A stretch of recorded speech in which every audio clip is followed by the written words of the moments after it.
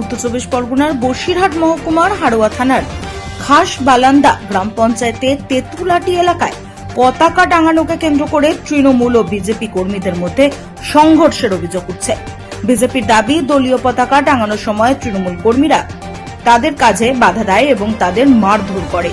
ঘটনার খবর পেয়ে হাড়োয়া থানার পুলিশ ইতিমধ্যেই ঘটনার তদন্ত শুরু করেছে।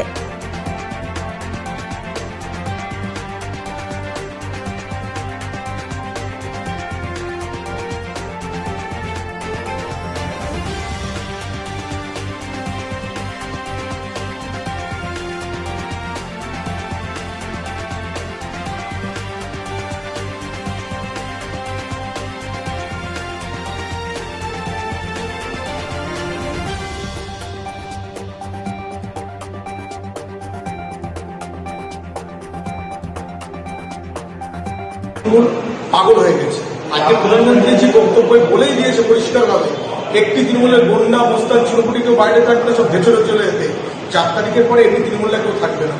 বিজেপি যেখানে বিজেপি প্রার্থী প্রচারে যাচ্ছে, বিজেপি বাড়ছে, সেখানে আক্রমণ আসছে। কিন্তু এইবার ইসিআই ইলেকশন কমিশন যে ধরনের মুডে আছে এরা বুঝতে পারছে না, ঘরের থেকে বের করে এনে আগামী দিন অ্যাকশন হবে, এটা নেবে সাংবিধানিক মত। তার জন্য তৃণমূল তৈরি থাকবে।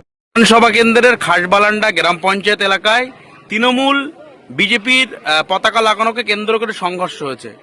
তৃণমূলের দিকে অভিযোগ যে তৃণমূল কংগ্রেসের লোকজন তাদেরকে পতাকা টাঙাচ্ছিল, তখন মারধর করেছে। কি বলবেন এই ঘটনা নিয়ে? দেখুন, এই ঘটনা আমার কাছে এরকম কোনো সঠিক সংবাদ নেই, আপনার মুখ থেকেই শুনলাম। তবে আমি এইটুকু দায়িত্ব নিয়ে বলতে পারি, হাড়োয়া কেন এই বসিরহাট জেলার কোনো বিধানসভাতেই বিরোধীদের কোন রকম কোনো স্থান নেই। পায়ের তলার মাটি তারা হারিয়েছে, অজুহাত হিসাবে এটাকে খাড়া করছে। এগুলো ব্যুরো রিপোর্ট, রাত দিন নিউজ নেটওয়ার্ক।